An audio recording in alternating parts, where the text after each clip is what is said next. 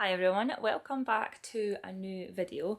So it's the beginning of a new week and started off a bit of a quieter week, that's how we kind of finished off in our last video with sales and things. It's not quite payday yet, so I'm kind of assuming that's why. Did make a sale over the weekend for a hoodie on eBay, I'm pretty sure it was. So got all that sent off and everything, that was great. So yeah, if you're new here, my name is Gemma and me and my fiance James run a business where we sell vintage and luxury items. So pretty sure in our last video we kind of finished off explaining how we were dealing with the returns process on eBay. So mentioned before that we'd sent off a vintage wallet. The buyer had said that they basically felt like the condition of the wallet was more worn than what they were expecting. I think I explained in the last video, if it had been a different platform, I would have argued it a bit more because we say, as I say with everything, we clearly share exactly, all the damage, if there's any damages on things, where, all that things. We're very, very meticulous with how we share that on our listings, and I use, we do sort of share all the photos and things, which were on the listing for this item. However, from a research, kind of heard that eBay, it was a lot like the chances of them siding with us was very slim. So obviously we didn't want to lose the item and our money, so we just accepted the return. Anyway, got that back fine, and the customer was really pleasant about it anyway, so not a big deal. However, I'd also mentioned in that last video that we had an item, another hoodie, that had been sent out and it had been damaged in the post. And again, the customer has been really lovely and things. However, again, the returns process on eBay, such a nightmare, completely different from the returns process that we had to deal with the wallet. Just getting the postage label sorted. The buyer ended up having a bit of a problem with the hoodie to send it back. The post office wouldn't print the label for them or something. I don't know what happened. So I think we've managed to fix it now so they can actually get it posted off. But I just feel so bad for them because it's such a hassle, and eBay, as I say, don't make it easy. Like Vinted, I say that's a massive plus for Vinted, is that if there is a return, it's really, the returns label or whatever, depending on what you decide, if you pay for it or if the buyer pays for it, it's almost done automatically. So with eBay, you obviously have to figure it out, and it doesn't seem to be the same.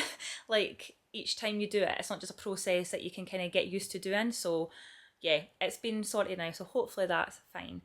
So yeah, another really interesting thing, and this is actually why I came on, was so I'm a bit, don't know what the word is. I started off really like chuffed when James shared this with me, but it just explains how a negative place the internet can be.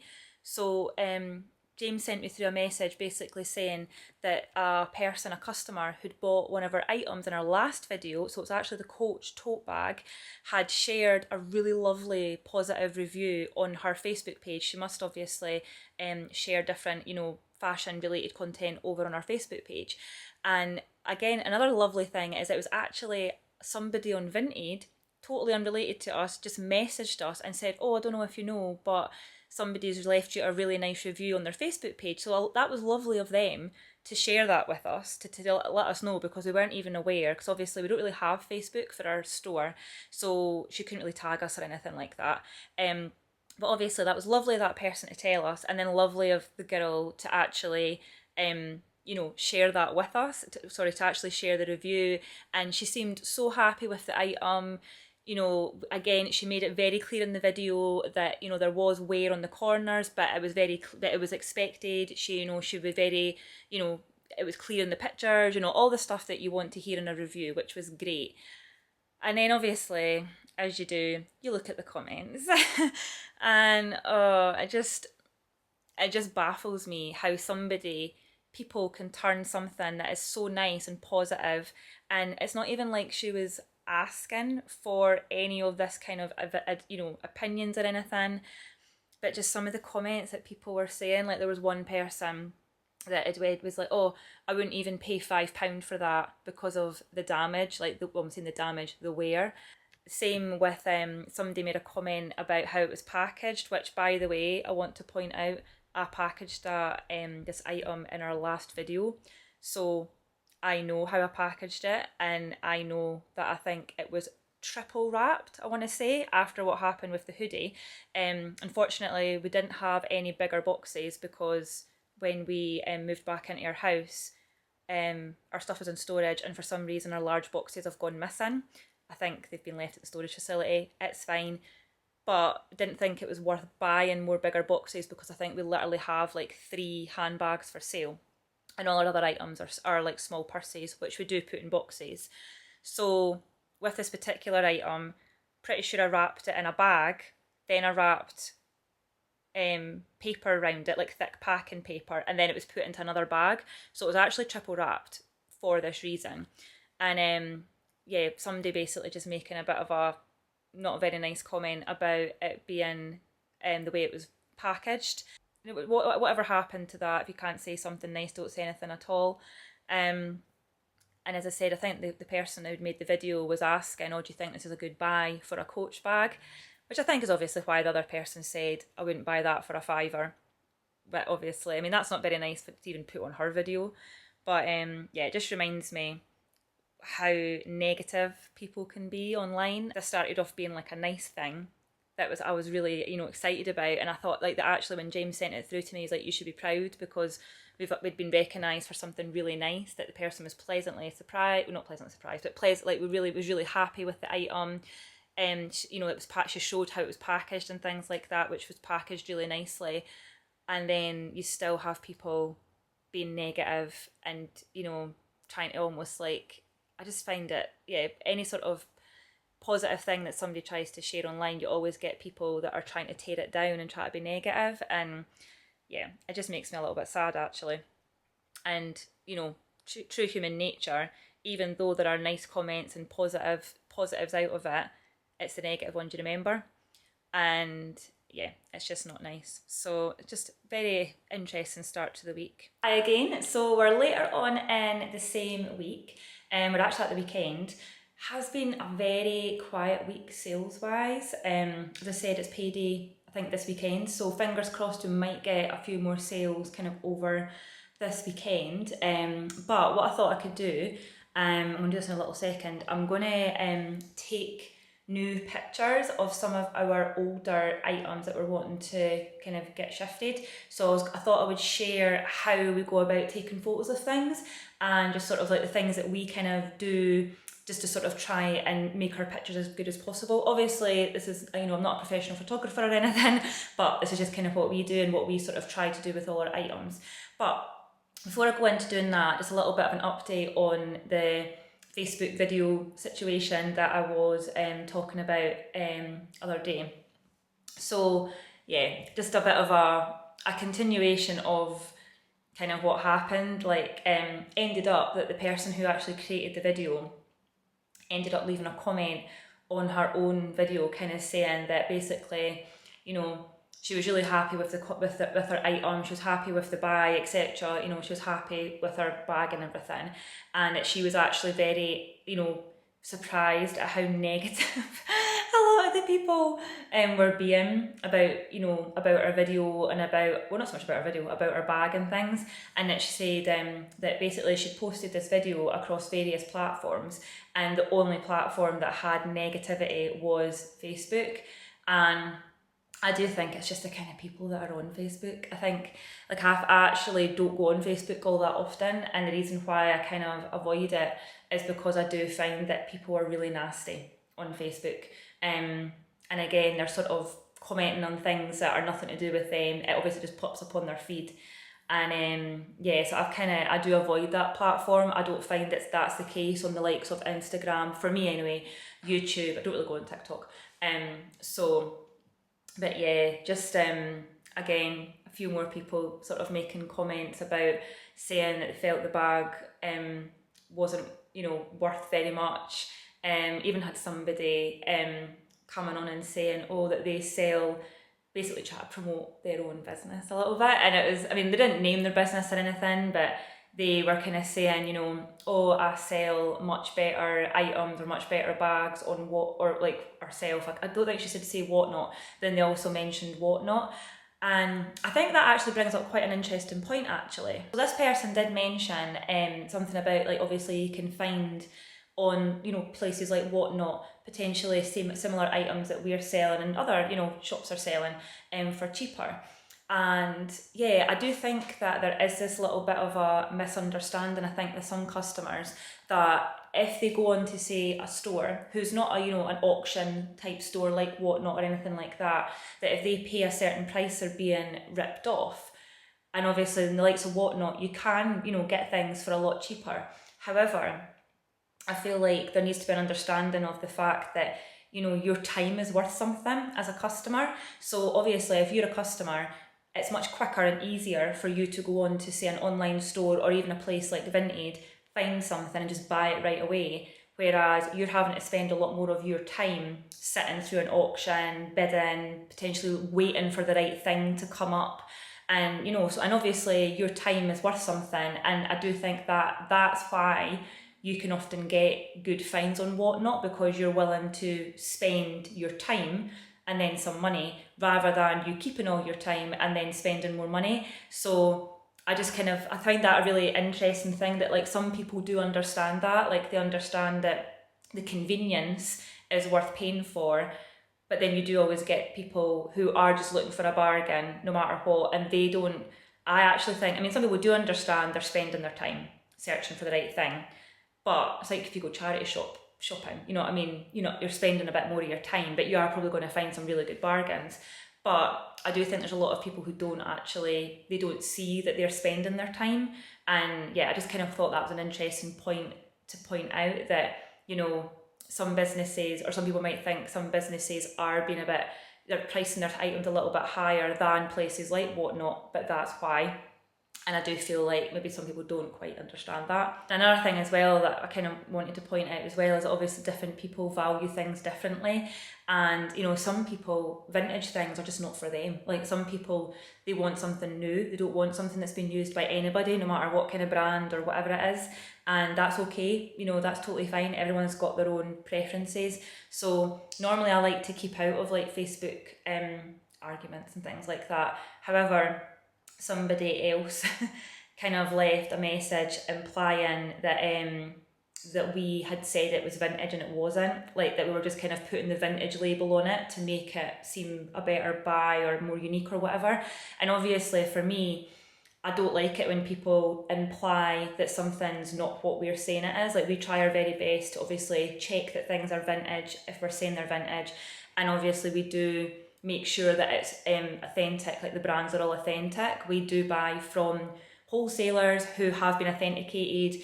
There's a whole process that we go through so that we only use trusted suppliers that are guaranteed to give us authentic items. So we're, you know, like as I said, it's not just us that are checking these wholesalers, it's people that we work with. They're our sort of contact for these wholesalers. They've been authenticated by them. So, you know, and obviously we're not going to explain that whole process whenever we sell something, but it is just to say that we're not just buying something randomly on eBay or out a charity shop and we don't know that it's authentic. Like there's a process we go through.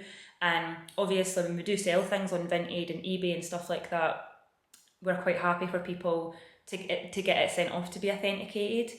And obviously right now we're selling things on Vestiaire, and they do a little bit of a sort of quick check before you can even upload something to sort of check that it passes their authentication checks, and all of our things have been passed. So yeah, so I did respond to the person who was implying that you know, that we were saying it was vintage and maybe it wasn't. So I did kind of explain, you know, like we, you know, understand how, you know, there are a lot of people out there who do throw that vintage word about and things aren't vintage, and I get that, but I just sort of explained, you know, the process that we went through, us checking it being sold to us as a vintage piece as well, us checking things like the label, the creed patch, the serial number, all that kind of stuff.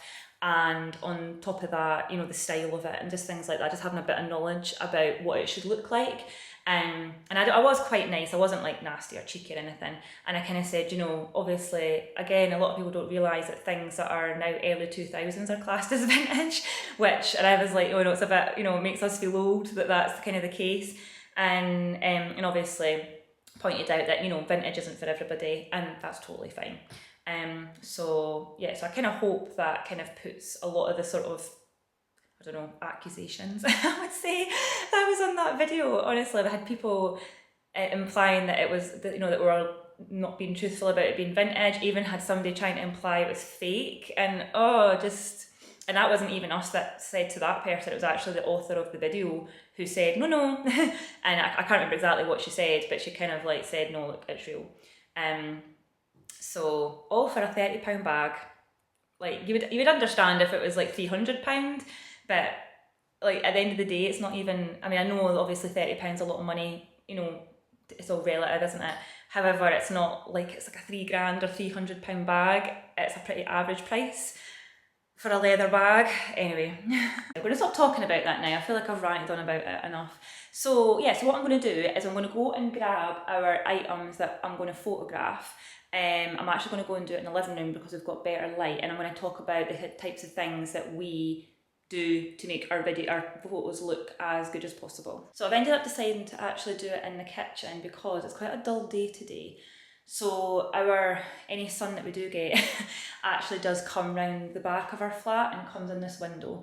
So a really good sort of tip is to make use of the space that you've already got in your house or your flat. So if you have wooden flooring, or even flooring that is like one colour, so even maybe tile or linoleum or even carpet really, but as long as it's not like a busy pattern, is a really, really good spot to take pictures, as long as it's nice and clean and tidy and things like that. Another one, which is a really good spot, would be like a worktop. So we've obviously got a nice big space like this, so this would be a really good space for taking pictures of things, smaller items like maybe bags, wallets, things like that. But I am actually going to use our floor, windows there, so excuse all that rubbish. So the light is coming right in onto this space, and this is actually a really good spot for taking photographs because, yeah, direct sunlight. And as you can see, even though it's not a bright day, I'm not going to be turning on my light because I've got the natural light. And a lot of the time when you turn on your artificial light, it sort of makes the colours can go a bit funny. So as natural light as much as possible. You can always, if your photos feel a little bit dark, you can always brighten your photos a little bit, just turn up the exposure a little tad, just to brighten it, and it doesn't mess up the colours or anything. So the first item I wanted to show is this little t-shirt. So as you can see, what I've done there is I've put it right in the spot, right down from the window, so the natural light is hitting it. And then what I've done is I've basically just laid it out flat. So I've made it nice and smooth, laid it flat on the front. This is obviously for the first lot of pictures. I've made sure that I've buttoned up. So if you've got any buttons or zips or anything like that, button it up first so that you can show what it looks like fastened. I've made sure the sleeves are nice and flat, and I've made sure the body is nice and flat as well. So I've just finished taking pictures of some of the areas on the front. So normally I'll take a full length picture. I'll then normally take a picture of like this sort of neckline area, and then I'll take close up pictures of like buttons or any zips or anything like that. And obviously the size label and the brand label. And then another thing that I normally take pictures of as well is the material label, which is normally on the inside.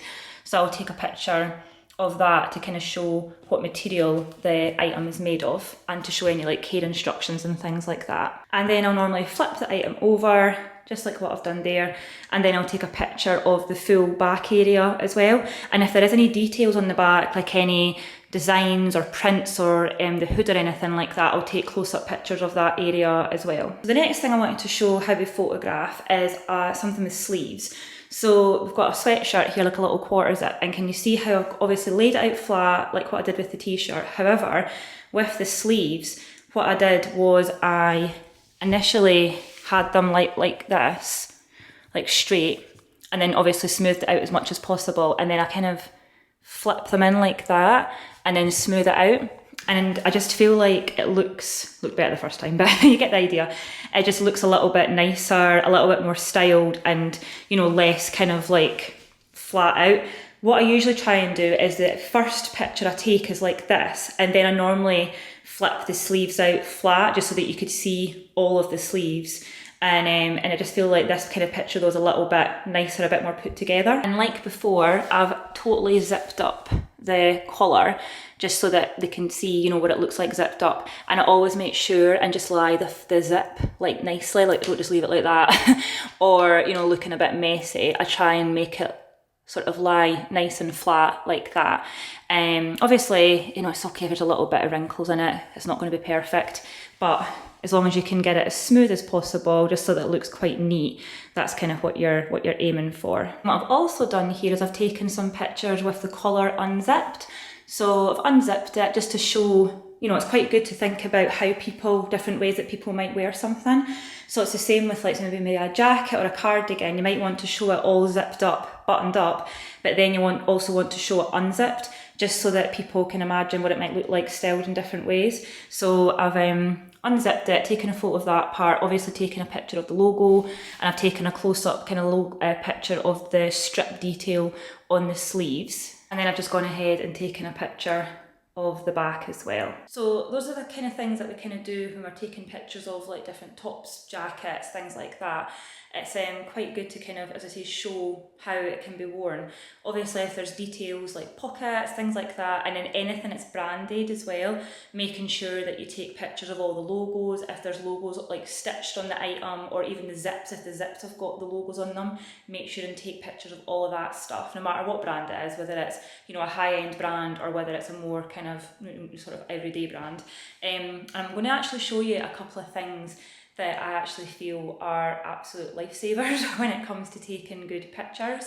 So these are 3 sort of items that we use quite regularly just to make our items look a little bit more, you know, fresher, put together, and it does make quite a big difference to the photographs. So these are 3 things that we use a lot of. So first thing that we've got here is a steamer. So this is obviously if you get things and they're a little bit creased, this is great because you don't have to pull out an iron. You just hang up your item and then you basically just run the steamer, you know, up and down the item. A little tip that I do, I'm just going to quickly show you just now. So I actually put the steamer inside the item, and maybe some people might think this is obvious, and then run it. It's quite hard to do with one hand, but I kind of run it up and down inside the item. So that's just something that I learned. I used to actually work in the photography department for Amazon and prepping things to be photographed, funnily enough. So it was mostly handbags, accessories and clothing rather than all the other stuff that Amazon sells. And I remember being shown the best way to use like a steamer. So yeah, you put it inside the item and then almost like face it towards you, but obviously stand back and then drag it down that way. And then obviously the sleeves you just kind of run down. So it makes such a difference, and it means you're not having to pull out an iron. And it does make anything you're photographing clothes-wise just look that little bit better, a little bit more put together. So other thing that we use, which is great if you sell vintage clothing and it's maybe the fabrics maybe looking a bit bubbled, is a debobbler. So basically you turn this on. I don't know if it's actually charged. Yeah. And it's got a wee guard on it just now, but this little part here, you basically run it over the fabric and it cuts off any little bubbled fuzzy bits that just make the fabric look old. You can actually see all the little bubbles that we've kind of cut off things in the past. And then the last thing that we use is a lint roller. So we've got quite a lot of like obviously wool, knitted, different, you know, fabrics and things. And if you're storing your clothes, or even if you get them from a charity shop and things, it might have little fuzzies on it.